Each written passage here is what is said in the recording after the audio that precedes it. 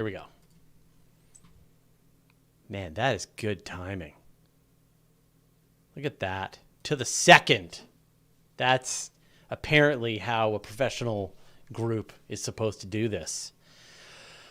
This is the penultimate show. What are you guys going to do for your summers? Stay cool. Yeah. Look at the sky. Yeah, that's the plan. Yeah. Summer's a research time, so. Oh, really? Yeah, no classes or teaching, so it's all research. What are you working on? Are you not allowed to talk about it? Oh, it's classified. Yeah. Something to do with Friday's announcement, I'm sure. Extragalactic UFOs. I'll actually be teaching, and I think I can go back live to the local adult center here. Oh, okay. Oh, Yeah, cool. it's very cool. Yeah. Finishing a book on the VLA. In theory, we'll get the second vaccine. Have you? I don't know how many of you gotten your second vaccines already. You've gotten both? Okay, all right. Yeah, both. Oh, really? Both? Okay. Yeah. No, we're still. We're ahead of Canada in the States. So. Yeah. Well, we're buying up your old vaccines at this point. Yeah, I think. Yeah. You know, the stuff that's like going stale. But we get ours probably in about another month. We get our second vaccine. That'll be good. Although I hear that second one hits you like a freight train. Yeah. It can. I Definitely didn't have any serious effects. Oh, really? I just had a slightly sore arm both times. Yeah. I definitely had a Oh, had lucky a sore arm. you. Lucky me. Yeah. Yeah, I had a Lucky me, I fever was for about preparing. 24 hours. Oh. Yeah.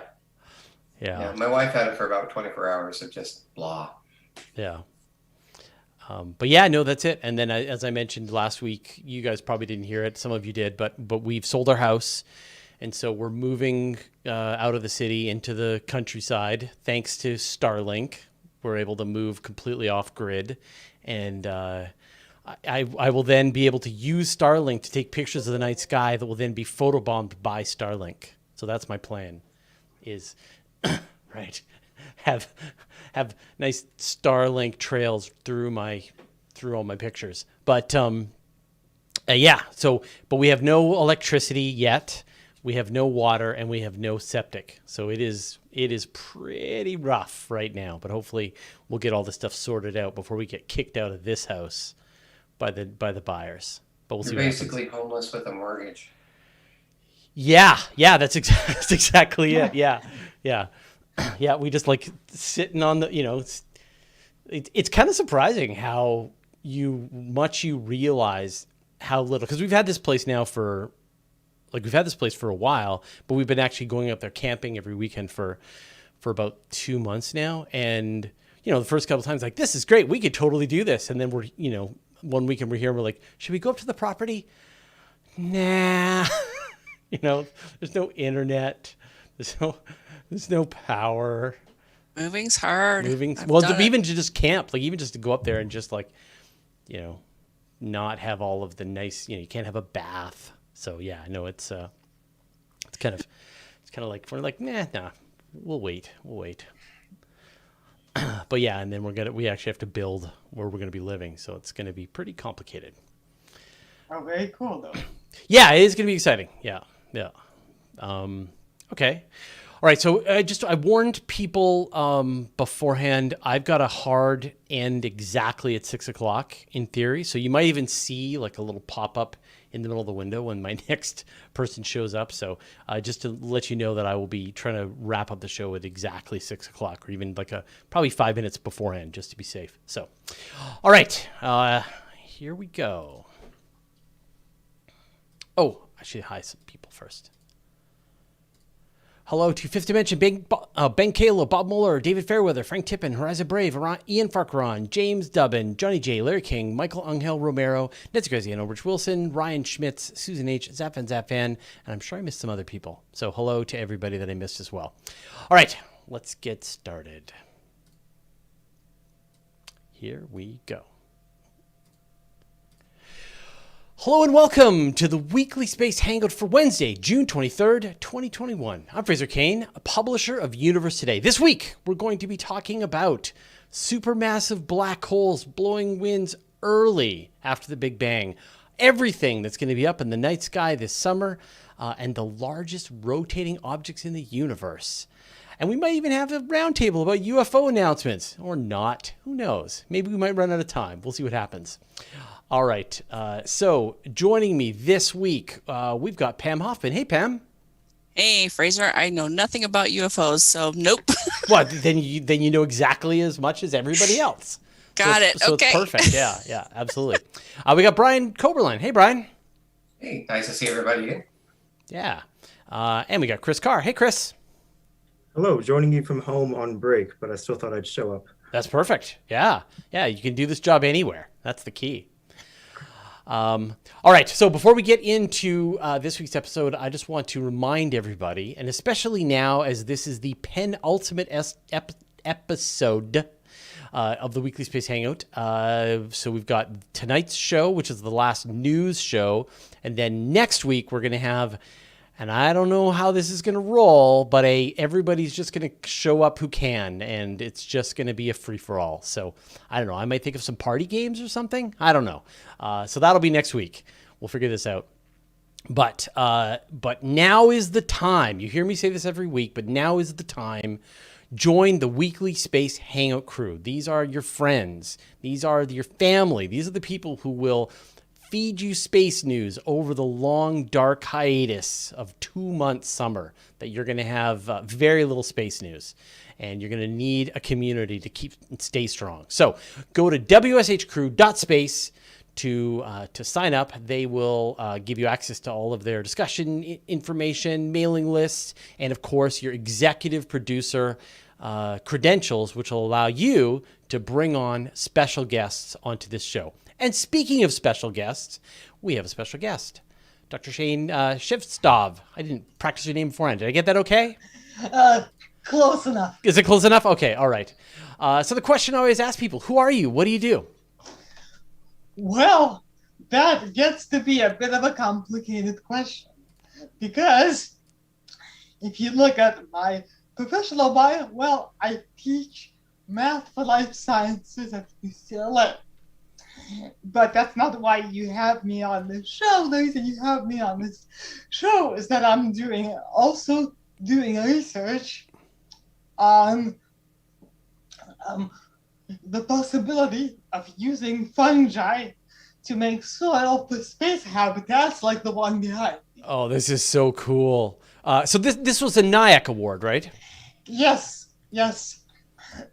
I think NIAC decided it was just crazy enough for them.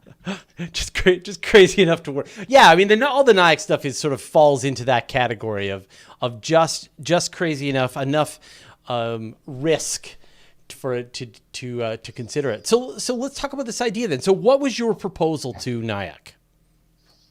Our proposal is to feed asteroids to fungi.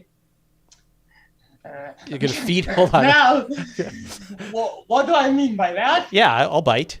What do you mean by that? Think about a space habitat. Typically, you want something that people are going to live in long term, to have green space, and you certainly are going to need to have agriculture. Mm-hmm. Now, to do that on a large scale, and to do that in a closed or mostly closed system, it's very beneficial, I'd say necessary, to have soil. And when you run the numbers, you turn out to need a lot of soil. So we gotta make it from materials out there in space. Mm-hmm. So I thought about asteroids. I know people who are working on asteroid mining, Joel Sersel of TransAstra, and I was thinking, well, they're going after carbonaceous asteroids. Could we do something with that? Huh. Okay. And, well, they have material that you can use. Certainly, you could probably use the leftovers after the mining, but there's organic compounds in there that are often toxic. If you look at some of the same stuff that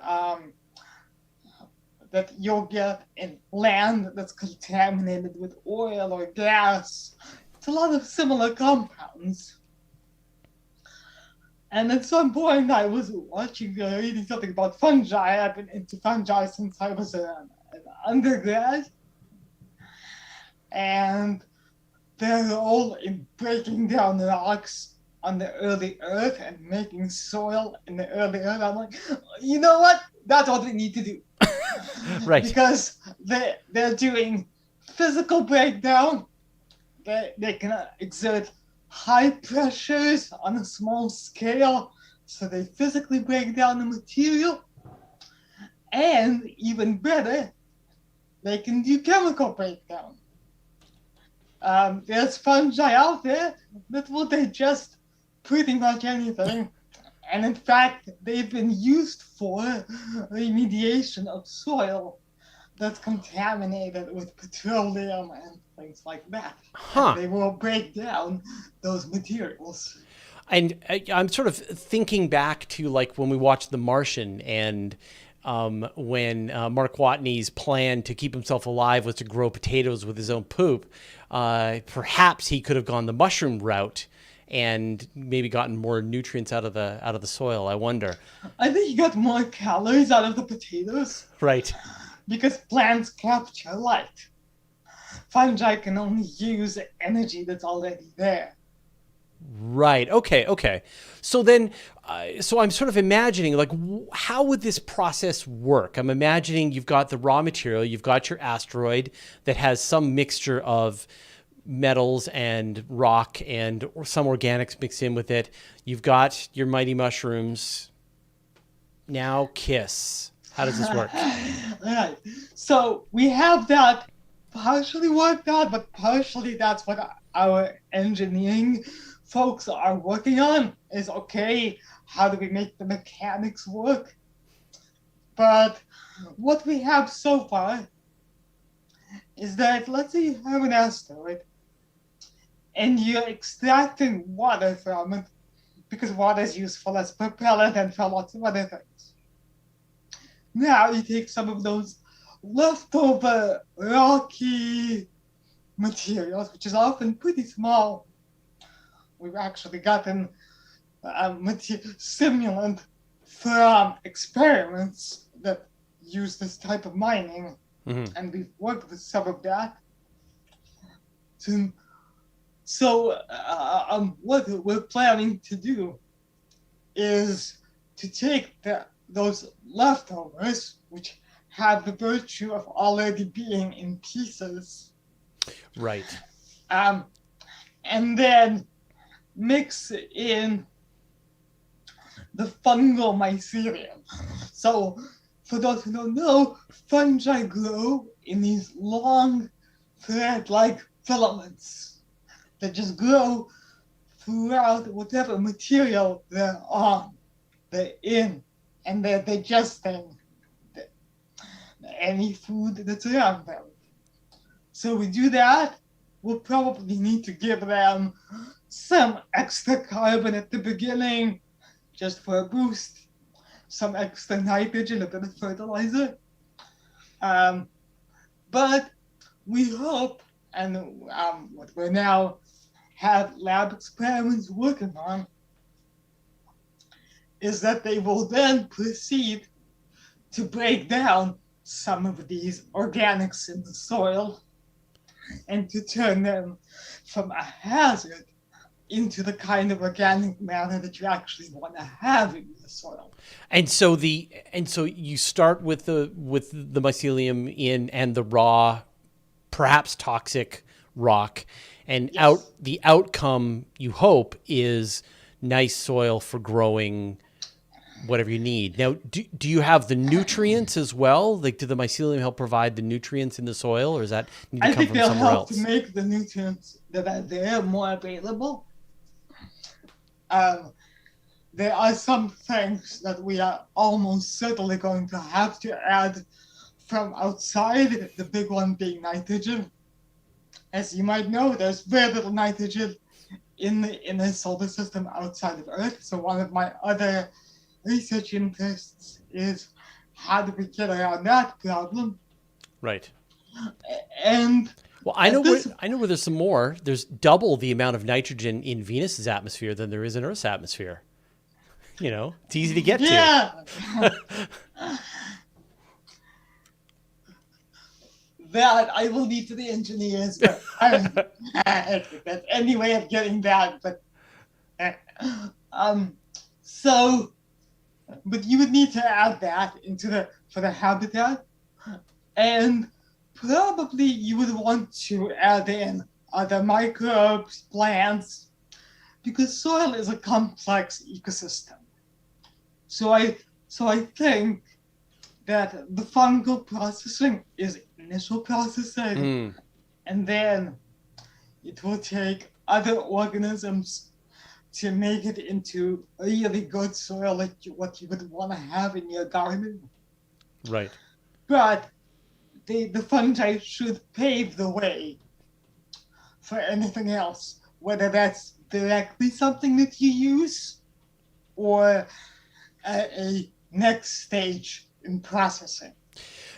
Now, what do mushrooms think about being in space? How well do mushrooms like being astronauts? There's not a huge amount of research on this.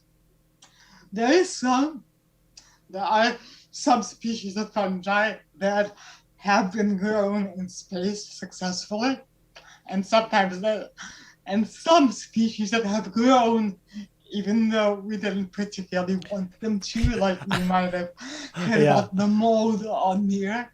Yeah, I was thinking about that. So at least that's one species that grew successfully. There you go. Right. But yes, that's something that we don't know a whole lot about. And another thing that we're working on the engineering side is, do we need to do this in actual microgravity? Or, because the idea is to have a habitat that's going to be spinning so that you get at least partial gravity, can we do it in partial gravity? Right. And the reason you're hearing a lot of, well, I don't know yet, or working on it, is because we've been working on this really for 3 months. Right. That's what that's the job of the NIAC grant is these are all the questions that you have to answer. Yep. So now what about other places? I mean, you talked about potentially feeding an asteroid to the mushrooms, but what about some places that we might go to more quickly? Like, what about the moon? What about Mars? So Mars is something else I've been thinking about. Because on Mars, the situation is different. You have regolith.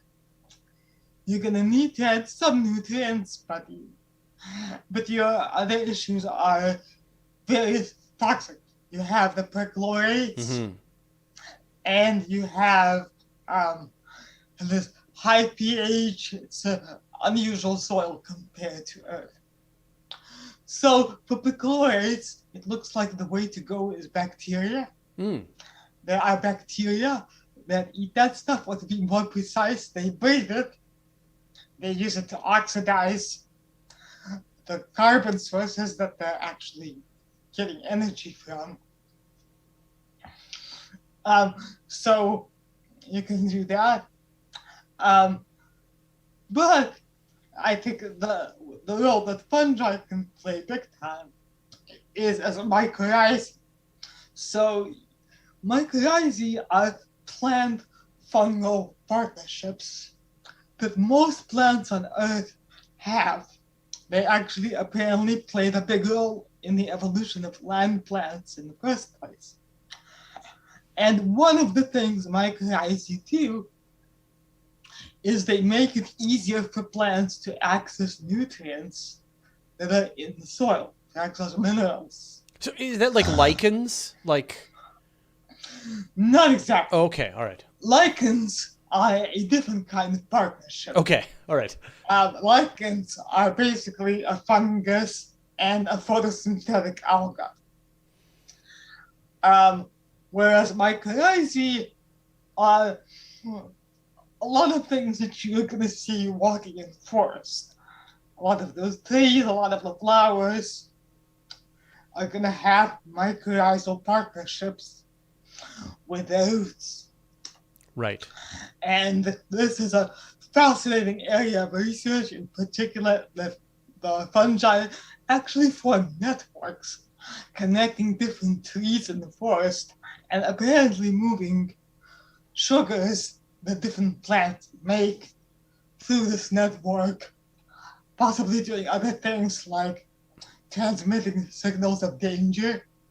Some ecologists who study this have called it the wood wide web. Yeah, I've heard this. I mean, it is Yeah. kind of interesting. Like, it may like we know that we do need these mycelium networks here on Earth for us to have successful agriculture.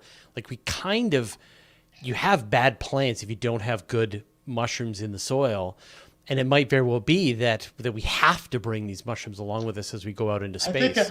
I think it will really help. I think we need to stop thinking of soil as like dirt that holds plants up and maybe give them a few nutrients, and think of it as an ecosystem. And that's especially important for these kinds of closed habitats where you have to be recycling most of your nutrients and you have to really close the loop on waste. Mm-hmm. Then what's that called? Well, that's called designing an ecosystem. Yeah. I'm an ecologist by education and inclination, and I think of the design of life support systems as the design of ecosystems. So at this point now, say on the International Space Station, we've got a few plant experiments that are going on. They've got a couple of little micro farms on the space station where but that's all done hydroponically. And NASA has done a ton of work in hydroponics and aquaponics and things like that. Do you think that we do need to go to some sort of soil substrate as opposed to just continuing on the whole hydroponics idea? Is it inevitable? Well, on a large scale, I believe so. Mm-hmm. Now, hydroponics has a time and a place. It's good. It's good in microgravity because you don't want soil particles floating around. That becomes a problem. But hydroponics has several important weaknesses. Number one is that it has a lot of failure points. Mm-hmm. There's just a lot of technology, a lot of pumps that can clog, tubes that can fail. I don't want my life to depend on hydroponics. Also, another factor is what I alluded to before with nutrient cycling. So the way we currently do hydroponics is we mix up these chemical solutions of nutrients that are just what the plants want, and we give it to the plants, and the plants are happy. Wonderful. Where are you getting those nutrients? Mm-hmm. Because you can't order them from a catalog. Okay, now you're recycling them, but then how do you get the output of your recycling to match the needed input for your plant growth system?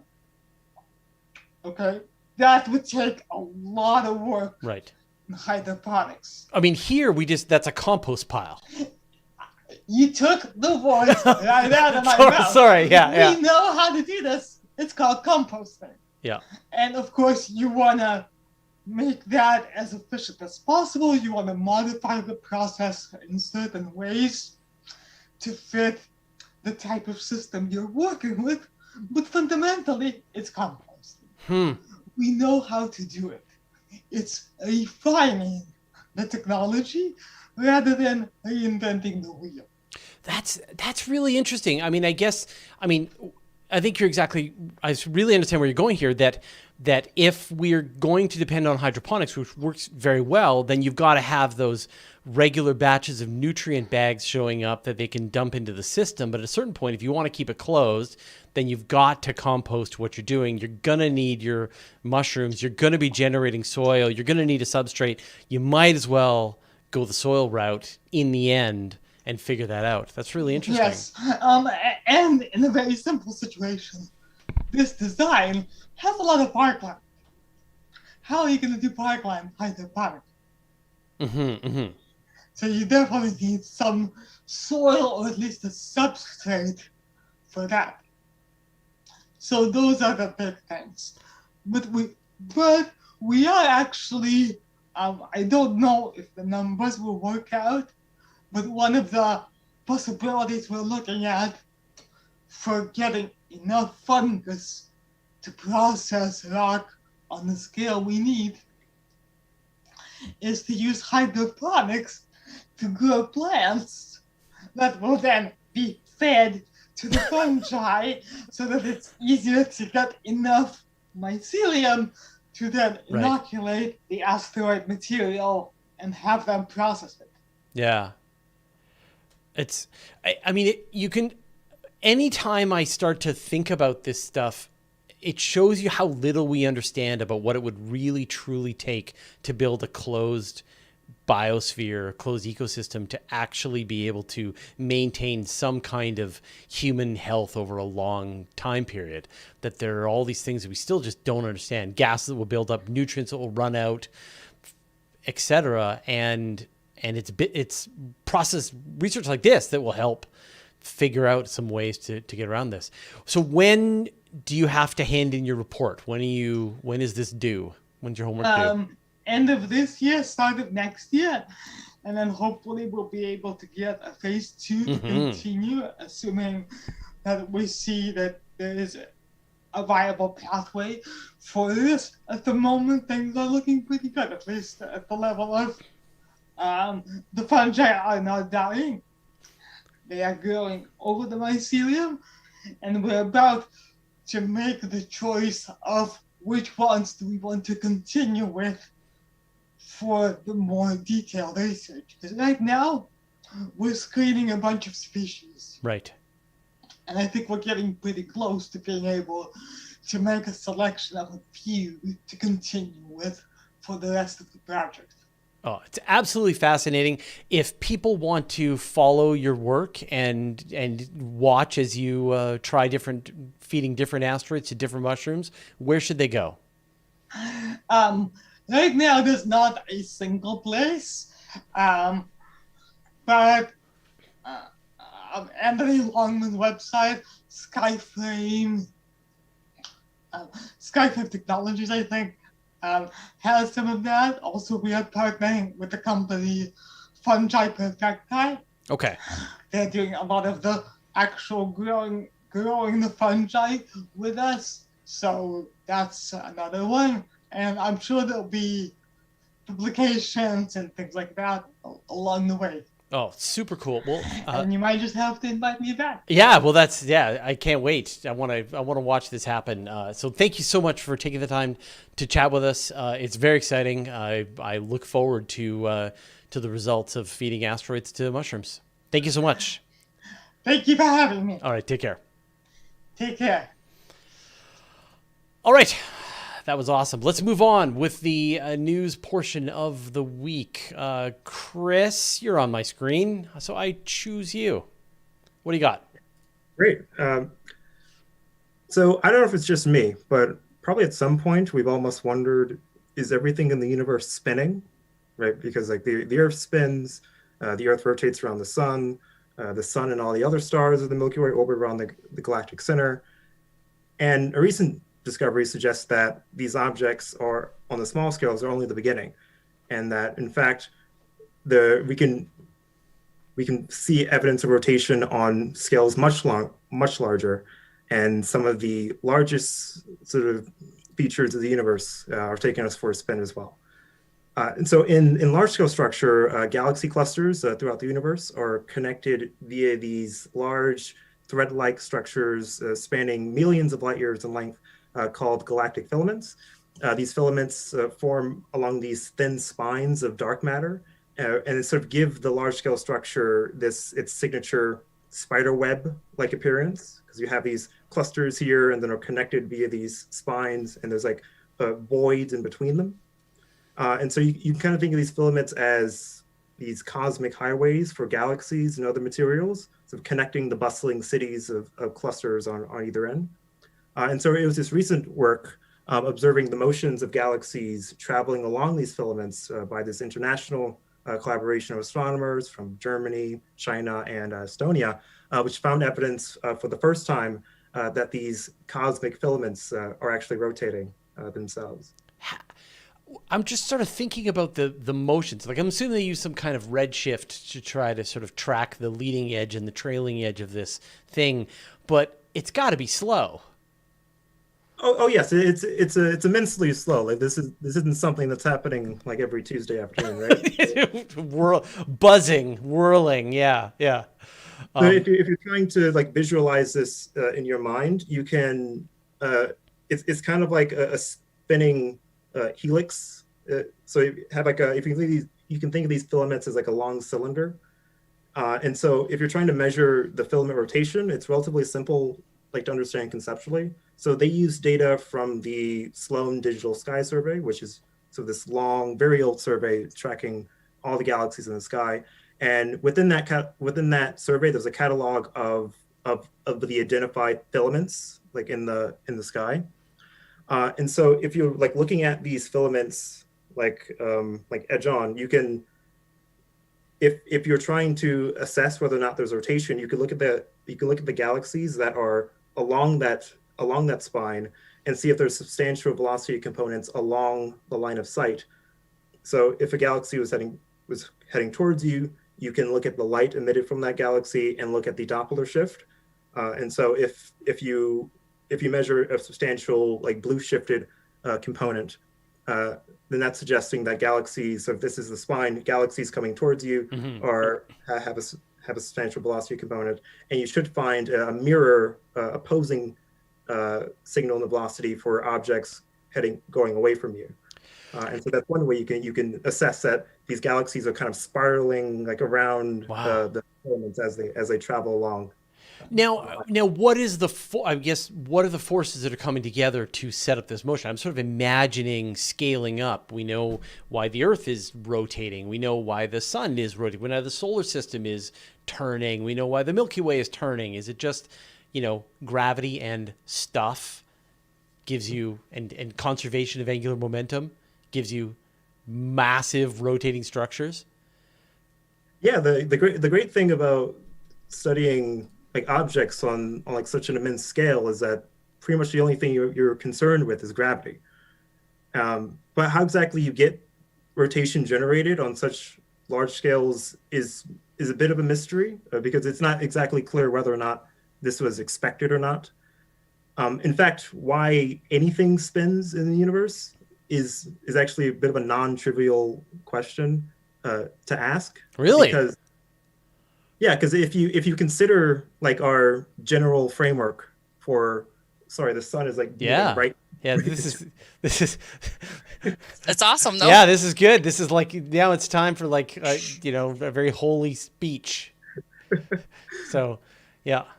Yeah, so if you sort of think about like our general picture about how structure builds up in the universe, like you have gravity acting to bring matter away from underdense regions into overdense regions, which sort of causes them to like hierarchically accumulate over time.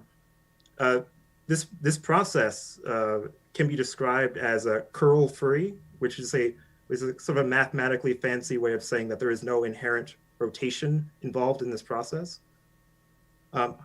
However, you can get torques if say you have a perturbation over here that's growing, and you have sort of a neighboring perturbation over here, that neighboring perturbation is going to exert a tidal torque on that perturbation, and if it does it in such a way, it can sort of act to spin up the perturbation, because within that overdensity, it's experiencing different forces of gravity depending on where the other overdensity is located. And so this acts as a way to imbuing the collapsing material with a kind of angular momentum.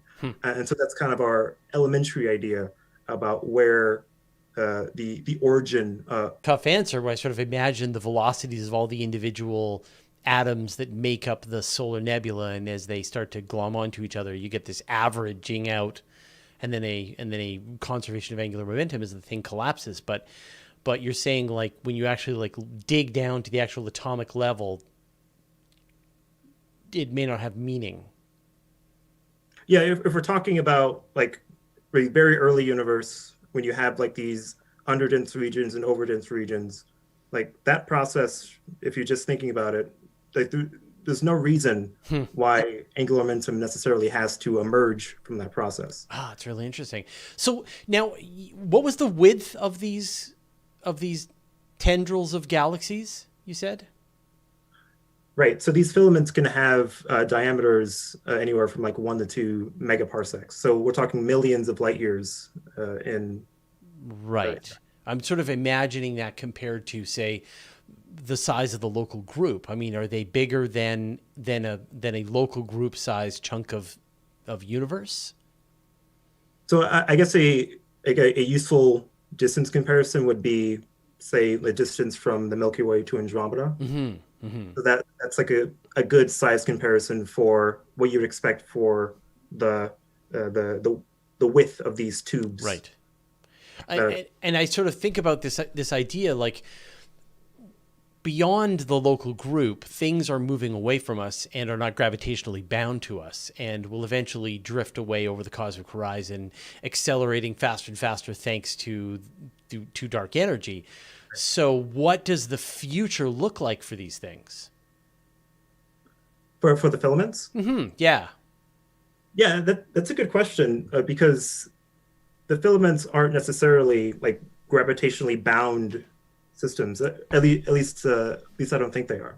So if the filaments are not gravitationally bounded, then as the universe expands, they should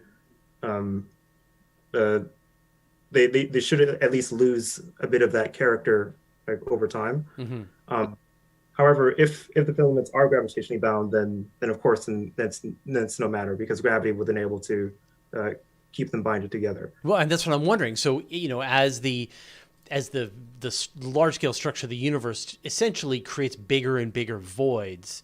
And is it like stretching out these tendrils, as it's sort of the expansive forces are working in one direction, but not necessarily working to tear the actual tendril apart? Are you just going to end up with these big long strings separating the edges of voids out there in the universe?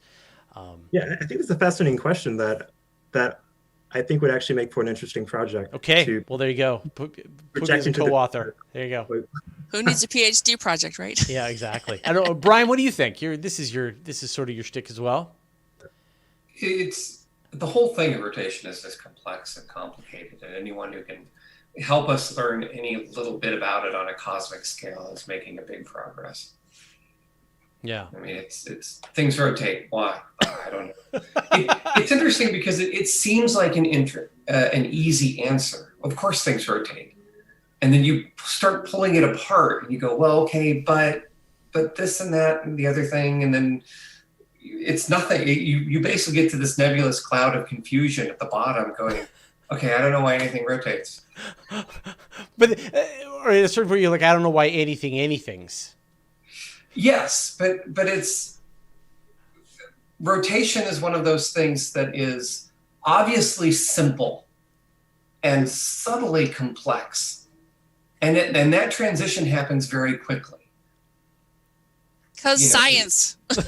Yeah, I mean, it just seems obvious, and then you start actually asking the real questions, and it immediately breaks down. It's not like motion. Motion is like, okay, so it's relative, it's relativistic, okay, it's based on light. It gets stranger, but it still makes sense. And rotation is one of those things that just doesn't. It falls apart very quickly, and then anyone who can make progress on it is actually brilliant. This is funny. I had no idea that this was a weird thing that physicists are cosmologists, or even just, I guess, just physicists are weirded out by. It's part of the whole thing of relativity. It was based on this idea of rotation, that, Mach's principle, and why do we know that anything's rotating? How do we know that a black hole is rotating when it has no surface features? That's a really complex problem, and it took general relativity to solve it. Mm-hmm. Is that the imprint is left on the global structure of space and time, not the surface features, because we think of, well, if I spin something, obviously it's rotating. Yeah, but if there's the defects and surface features that I can see, but an event horizon doesn't have that, so how is it rotating? We can see. Well, it has to drag space and time, so you only know it's rotating because of something outside of the object that's deflected now. Same in our drains, we can see them empty, but there's no, the drain, you don't see anything moving. Right, but it's that weird thing. Then you think, okay, on a cosmic scale, on something that's not gravitationally bound, or on the edge of being gravitationally bound, how can that rotate? Huh.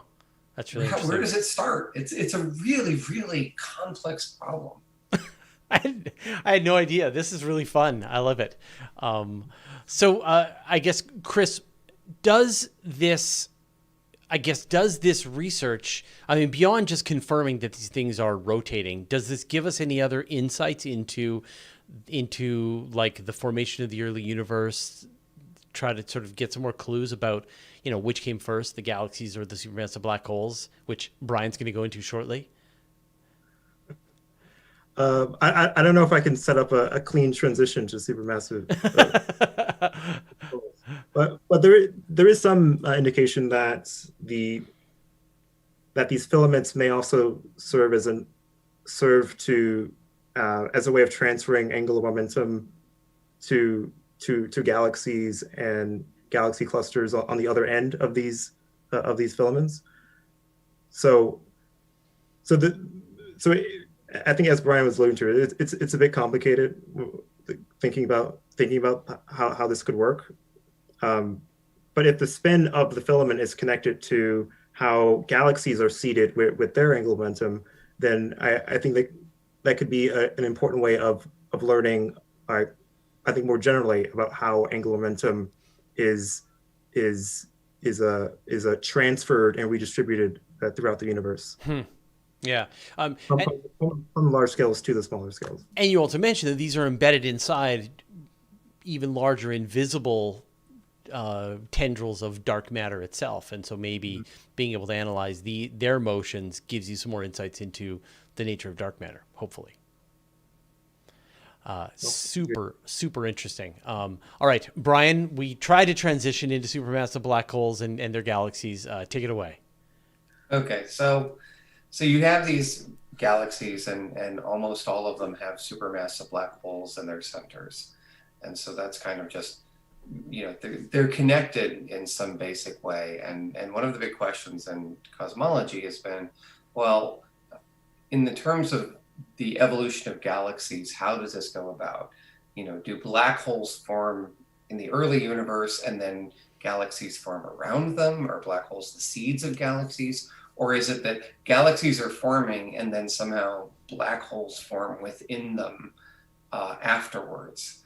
And this is that kind of chicken egg type of question. And this recent work is looking at black holes and how they drive something called galactic wind. So just as the sun, it has a hot surface, it drives these ionized particles out that kind of creates a bubble of material around the sun. You can have the same thing around a galaxy. You can have this hot regions within a galaxy that drive gas out from a galaxy. The most common one are starburst galaxies, where there's a lot of stars being formed all at the same time, and that kind of drives gas out. And that kind of affects the evolution of the galaxy, because if you are producing a lot of stars, if you're driving a lot of things, then you tend to get this extra this galactic stream of material, which tends to clear out the galaxy. And that means there's just less stuff. So this latest study was looking at very early galaxies, something a little bit less than 1 billion years old. So the light we see from this particular galaxy that they studied had traveled for 13.1 billion years. Wow. And using data from ALMA, they found these streams of gas coming out at high speed, which is exactly that galactic wind that you would see. But this is really early, and it's driven by the black hole itself. And so what we're seeing is that these early black holes in galaxies are already creating this galactic wind. But what's interesting is they were able to use the motion of this galactic wind to mass both the black hole in the galaxy and the galaxy itself. And so, because you can see how the motion is going, you see what the gravitational effects are, basically. And so what they found was that if you look at the ratio of the mass of the black hole to the mass of the galaxy, that is within the range of the ratio of supermassive black holes to galaxies in our region, relatively close to us. So much older galaxies, that ratio of black hole to galaxy mass is about the same as it is in the first billion years of the universe. And already astronomers were puzzled by the mass of supermassive black holes. As you take this galaxy, as you merge two black holes over here and two black holes over there, and then you merge those together, and you can imagine this accretion of black holes into more and more massive black holes until you end up with the ones that we see today, the modern galaxy. And that's the galaxy formation method. But to have essentially fully formed supermassive black holes that early on in the universe, that's really got to be starting to test this theory that black holes were accreting bigger and bigger slowly over time. Right. And also, not only are they fully formed, but they're already active. So they're already producing this galactic wind. So they're consuming matter and heating up matter around it. And so it points to a very different view of how galaxies and black holes form, which is this kind of coevolution model that as the galaxy is forming, the black hole is also forming. And there seems to be at least some feedback level where the mass of the galaxy and the black hole are connected. So that ratio seems to stay about the same. Basically, if you have more stuff, you're going to have a more active black hole. It's going to clear things out faster. If you have a smaller galaxy, that's going to be smaller concentration. It's going to be less active, and it'll tend to keep it there. So it's an interesting thing in terms of how these things co-evolve. So what we thought was one driving the other doesn't seem to be that way. So where do they come from then? Well, this particular study doesn't look at that. Sure. I mean, it's only looking at the evolution of it. But I really feel like I've thrown a bunch of stories your way that have uncovered this as well. So yeah, I think it's pretty clear that there's a complex interaction between the two. I don't think you can say that one drives the formation of the other. I think you can say, in the early universe, there's these large perturbations of gas that don't have black holes, but also don't have galaxies. They're proto-galaxies and proto-black holes. And I think as you're starting to see galactic structure and star formation, you're starting to see an active black hole. So it seems like they're evolving on a similar time scale, and they are then deeply connected. And that kind of explains why basically every galaxy has a supermassive black hole. There are some cases of ejected black holes from a galaxy, so that you still have that. But that connection between the two, it seems like just as atoms have nuclei, galaxies have black holes. And that seems to be fundamental to the way that they evolve and form throughout the history of the universe. Oh, I know we're running out of time, but I just got to say, I find this incredibly fascinating. Yeah. And also my research. And also my research now focuses on galactic winds and how they regulate galaxies. So there you are. Well, You'll know more than me. there was another piece of research that came out, I think last week or this week, talking about how these galactic winds have an impact not just on the galaxies themselves, but on the dwarf galaxies that surround them as well. And Right. and I'm trying to remember, but I think they enhance the star formation in the dwarf galaxies while they snuff it out in the galaxy itself. Right. So this is another story that I had done, which is the idea was that if you have these streams of galactic wind coming out, that as dwarf galaxies, if they're within that wind, they would probably be stripped of material and produce less stars. Right. But what it turns out is that this galactic wind is very diffuse. So it creates this kind of protective bubble.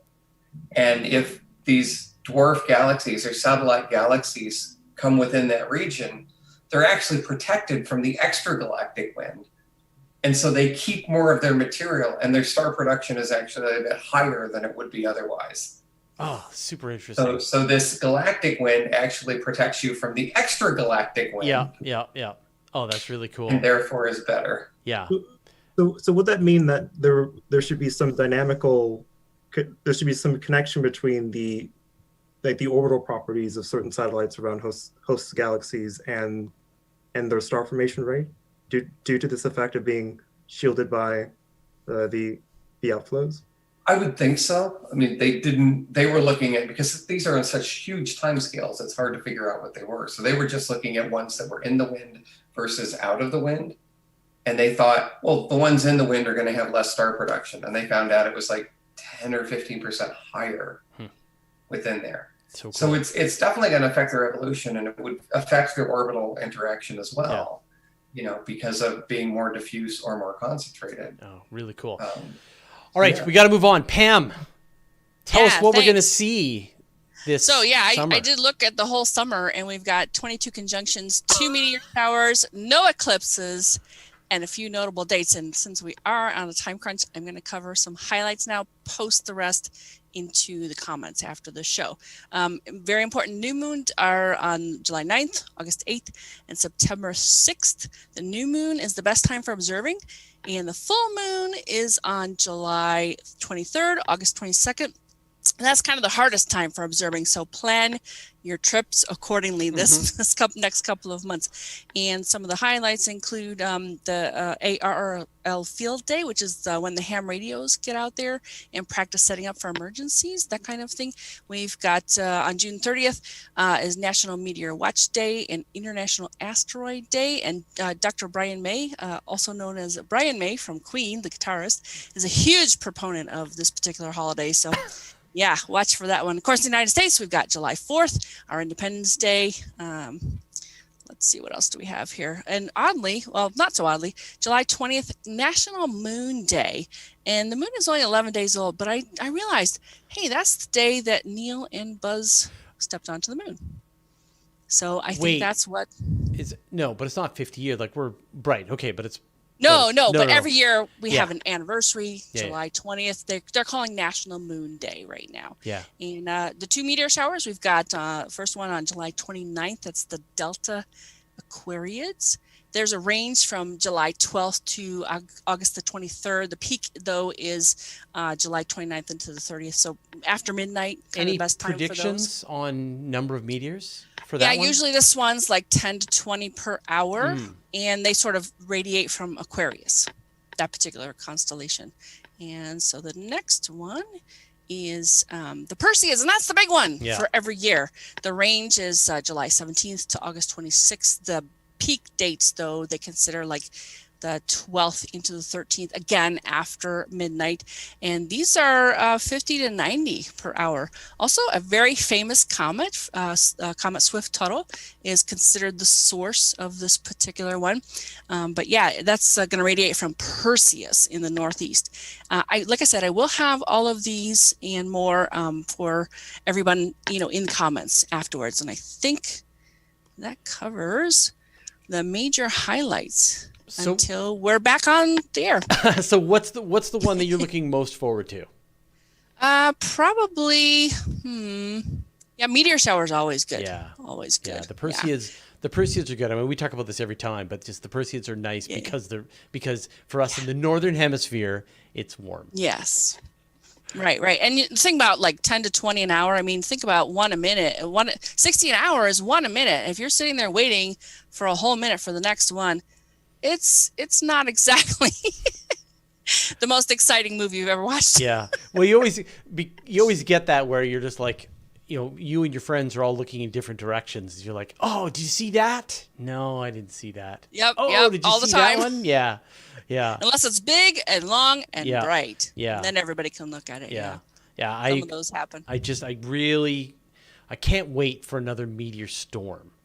Where like I think about the Leonids back in 99 or 2000, where there was just thousands an hour. It was mind-bending. I've never seen that. Yeah. I would love, and I always thought it was a meteor shower, but it's a meteor storm. Yeah, next that level. I think we think of as the big, the pictures from hundreds of years ago that had it's a meteor storm. I'm pretty literally sure. just like it looked like fireworks raining down from the sky. Yeah, that is exactly. that is something that I would love to live through.